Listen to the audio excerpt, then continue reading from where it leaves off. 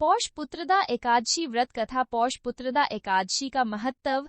धर्मराज युधिष्ठिर कहने लगे कि हे भगवान, आपने पौष कृष्ण एकादशी अर्थात सफला एकादशी का महात्म्य बताकर बड़ी कृपा की। अब आप कृपा करके मुझे पौष माह के शुक्ल पक्ष की एकादशी के विषय में भी बतलाइए। इस एकादशी का क्या नाम है तथा इसके व्रत का क्या विधान है? इसकी विधि क्या है? इसका व्रत करने से किस फल की प्राप्ति होती है और उसमें कौन से देवता का पूजन किया जाता है? कृपया यह सब विधान पूर्वक कहिए। भगवान श्री कृष्ण बोले, पौष माह के शुक्ल पक्ष में आने वाली इस एकादशी को पौष पुत्रदा एकादशी कहा जाता है। इसमें भी नारायण भगवान की पूजा की जाती है। विधिपूर्वक इस व्रत को करना चाहिए। इस चर और अचर संसार में पुत्रदा एकादशी के व्रत के समान दूसरा कोई व्रत नहीं है। इसके पुण्य से मनुष्य तपस्वी, विद्वान और लक्ष्मीवान होता है। इसकी मैं एक कथा कहता हूँ, सो तुम ध्यानपूर्वक सुनो। पौष पुत्रदा एकादशी व्रत कथा। भद्रावती नामक नगरी में सुकेतुमान नाम का एक राजा राज्य करता था। उसके कोई पुत्र नहीं था। उसकी स्त्री का नाम शैव्या था। वह निपुत्री होने के कारण सदैव चिंतित रहा करती थी।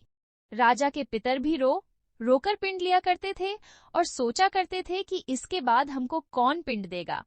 राजा को भाई, बांधव, धन, हाथी, घोड़े, राज्य और मंत्री इन सब में से किसी से भी संतोष नहीं होता था। वह सदैव यही विचार करता था कि मेरे मरने के बाद मुझको कौन पिंडदान करेगा।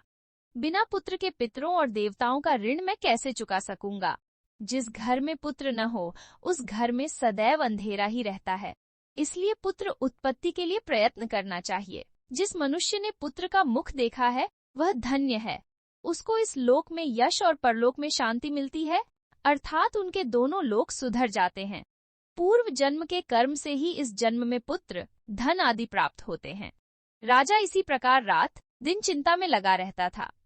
एक समय तो राजा ने अपने शरीर को त्याग देने का निश्चय किया, परंतु आत्मघात को महान पाप समझकर उसने ऐसा नहीं किया।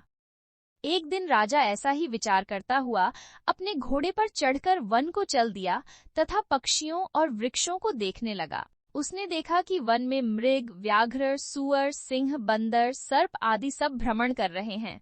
हाथी अपने बच्चों और हथिनियों के बीच घूम रहा है। इस वन में कहीं तो गीदड़ अपने कर्कश स्वर में बोल रहे हैं, कहीं उल्लू ध्वनि कर रहे हैं। वन के दृश्यों को देखकर राजा सोच विचार में लग गया। इसी प्रकार आधा दिन बीत गया। वह सोचने लगा कि मैंने कई यज्ञ किए, ब्राह्मणों को स्वादिष्ट भोजन से तृप्त किया, फिर भी मुझको दुख प्राप्त हुआ, क्यों? राजा प्यास के मारे अत्यंत दुखी हो गया और पानी की तलाश में इधर उधर फिरने लगा। थोड़ी दूरी पर राजा ने एक सरोवर देखा। उस सरोवर में कमल खिले थे तथा सारस, हंस, मगरमच्छ आदि विहार कर रहे थे। उस सरोवर के चारों तरफ मुनियों के आश्रम बने हुए थे। उसी समय राजा के दाहिने अंग फड़कने लगे। राजा शुभ शकुन समझकर घोड़े से उतरकर मुनियों को दंडवत प्रणाम करके बैठ गया। राजा को देखकर मुनियों ने कहा, हे राजन, हम तुमसे अत्यंत प्रसन्न हैं। तुम्हारी क्या इच्छा है, सो कहो। राजा ने पूछा, महाराज आप कौन हैं और किस लिए यहाँ आए हैं? कृपा करके बताइए। मुनि कहने लगे कि हे राजन, आज संतान देने वाली पुत्रदा एकादशी है। हम लोग विश्वदेव हैं और इस सरोवर में स्नान करने के लिए आए हैं। यह सुनकर राजा कहने लगा कि महाराज मेरे भी कोई संतान नहीं है। यदि आप मुझ पर प्रसन्न हैं तो एक पुत्र का वरदान दीजिए। मुनि बोले, हे राजन, आज पुत्रदा एकादशी है। आप अवश्य ही इसका व्रत करें। भगवान की कृपा से अवश्य ही आपके घर में पुत्र होगा। मुनि के वचनों को सुनकर राजा ने उसी दिन एकादशी का व्रत किया और द्वादशी को उसका पारण किया। इसके पश्चात मुनियों को प्रणाम करके महल में वापस आ गया। कुछ समय बीतने के बाद रानी ने गर्भ धारण किया और 9 महीने के पश्चात उनके एक पुत्र हुआ।